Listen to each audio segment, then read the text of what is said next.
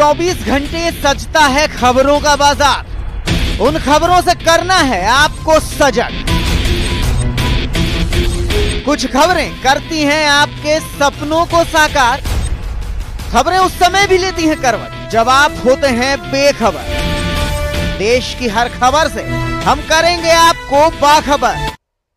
देश के प्रत्येक नागरिक को आर्थिक रूप से सशक्त करने और इस दशक में अर्थव्यवस्था की नींव को मजबूत करने का और गति देने का काम करेंगे। रोजगार के प्रमुख क्षेत्र होते हैं एग्रीकल्चर, इंफ्रास्ट्रक्चर, टेक्सटाइल और टेक्नोलॉजी। एम्प्लॉयमेंट जनरेशन को बढ़ाने के लिए इन चारों पर इस बजट में बहुत जोर दिया गया है। किसान की आय दोगुनी हो, इसके प्रयासों के साथ ही 16 एक्शन पॉइंट्स बनाए गए हैं जो ग्रामीण क्षेत्र में रोजगार को बढ़ाने का काम करेंगे।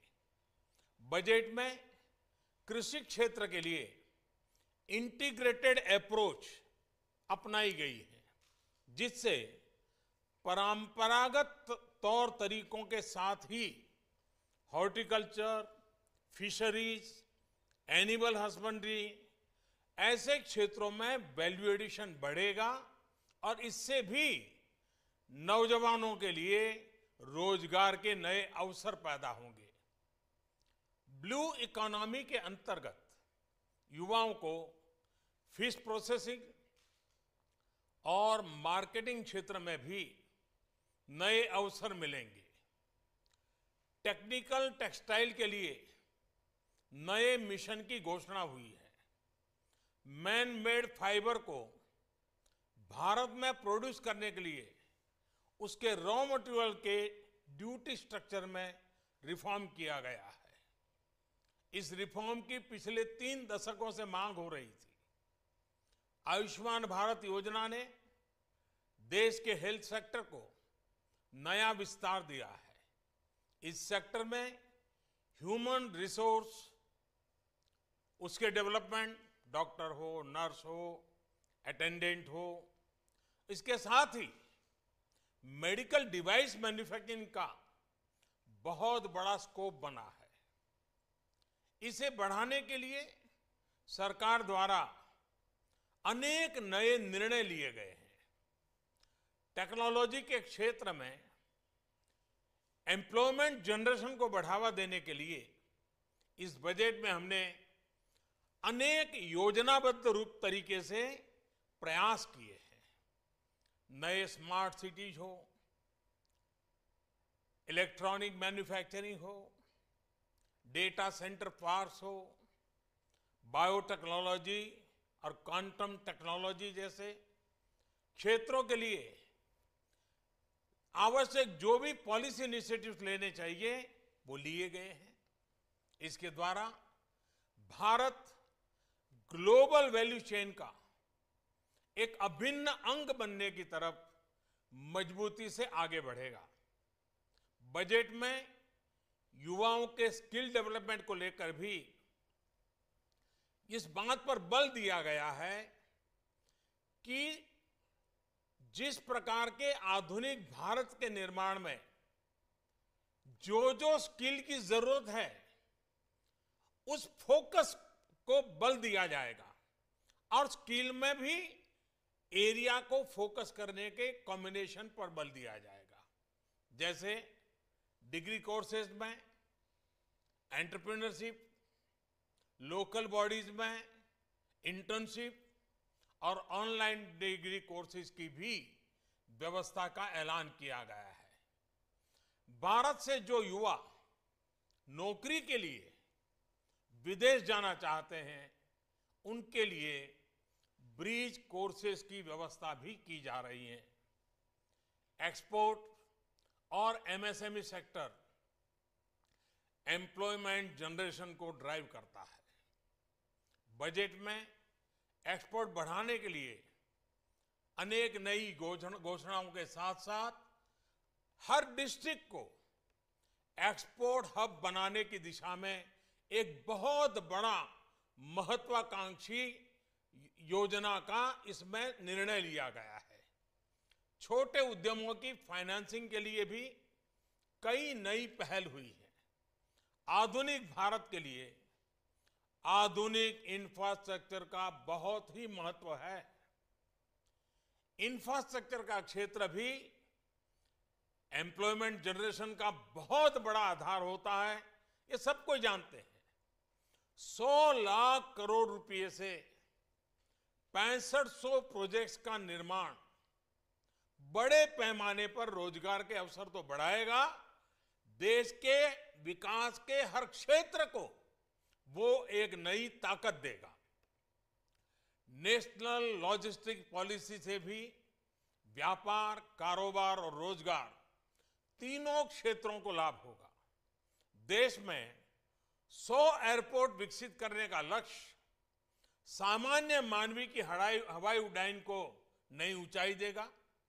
भारत के पर्यटन सेक्टर के लिए ये इंफ्रास्ट्रक्चर बहुत आवश्यक है और टूरिज्म से कम पूंजी निवेश से अधिक रोजगार की, अधिक इनकम जनरेशन की संभावनाएं होती है।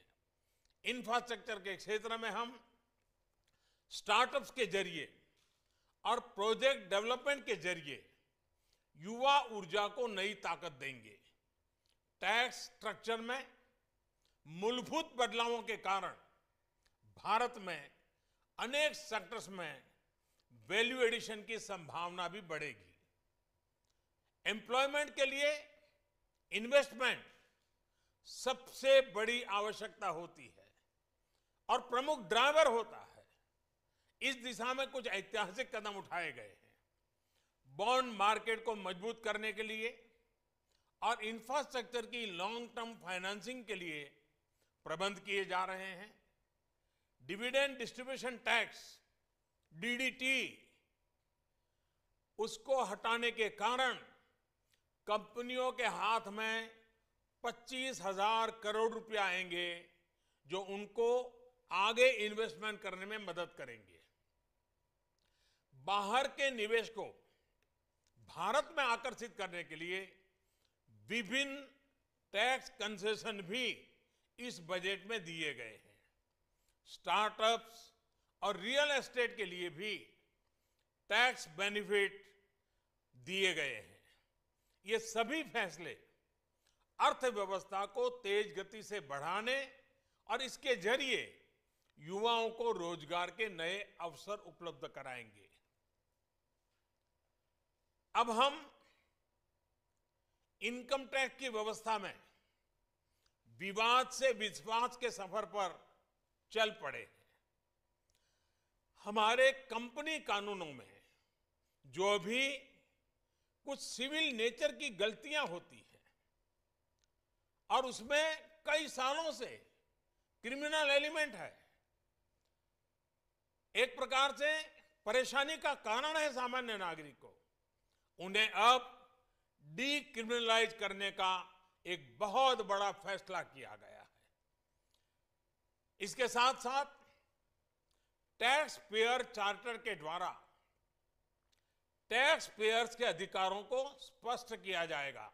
दुनिया में शायद बहुत कम देश ऐसे हैं जहां पर टैक्स पेयर चार्टर की कल्पना की गई है। भारत आज एक प्रगतिशील कदम उठा रहा है। एमएसएमई से जुड़े छोटे उद्यमियों पर हमारी सरकार ने हमेशा भरोसा किया है। हम नागरिकों पर विश्वास करने वाली सरकार है। अब 5 करोड़ रुपए तक के टर्नओवर पर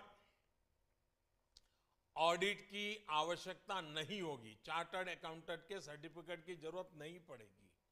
पहले ये सीमा 1 करोड़ रुपए तक ही थी, अब इसे 5 करोड़ कर दिया गया है। एक और बड़ा फैसला डिपॉजिटर्स इंश्योरेंस को लेकर हुआ है।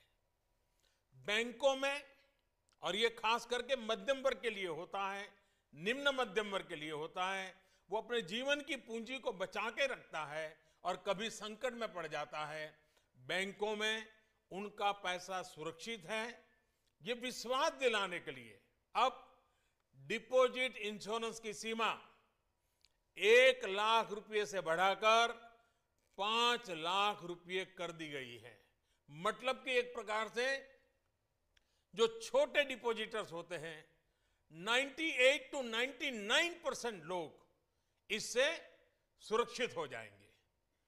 मिनिमम गवर्नमेंट मैक्सिमम गवर्नेंस की कमिटमेंट को इस बजट ने और मजबूत किया है। फेसलेस अपील का प्रावधान, डायरेक्ट टैक्स का नया और सरल स्ट्रक्चर, डिसइन्वेस्टमेंट पर जोर, ऑटो एनरोलमेंट के जरिए यूनिवर्सल पेंशन का प्रावधान, यूनिफाइड प्रोक्योरमेंट सिस्टम की ओर बढ़ना, ये कुछ ऐसे कदम हैं जो लोगों की जिंदगी में से सरकार को कम करेंगे, नागरिकों की शक्ति बढ़ाएंगे, समाज ताकतवर होगा और उनकी ईज ऑफ लिविंग के हमारे मकसद को कई कदम आगे ले जाएगा। मैक्सिमम गवर्नेंस की दिशा में 1 लाख ग्राम पंचायतों में आंगनवाड़ी, स्कूल, हेल्थ और वेलनेस सेंटर एवं पुलिस स्टेशन को ब्रॉडबैंड कनेक्टिविटी से जोड़ना एक ऐतिहासिक शुरुआत होगी और इसके दूर सुदूर के छोटे गांवों में भी लॉन्ग डिस्टेंस एजुकेशन के द्वारा गरीब से गरीब बच्चे को, आदिवासी बच्चे को, दलित बच्चे को अच्छे से अच्छी शिक्षा देना संभव होगा। आज सरकारी नौकरी के लिए युवाओं को कई अलग अलग परीक्षाएं देनी होती हैं। नौकरी के लिए साल में ट्रैवलिंग करता है, अपने गांव से सैकड़ों किलोमीटर दूर एग्जाम देने जाता है, बार बार वो एंट्रेंस नौकरी के लिए परीक्षाएं देता रहता है। इस व्यवस्था को बदलकर अब नेशनल रिक्रूटमेंट एजेंसी द्वारा लिए गए ऑनलाइन और वो भी डिस्ट्रिक्ट में कॉमन एग्जाम के जरिए नियुक्तियां की जाएगी।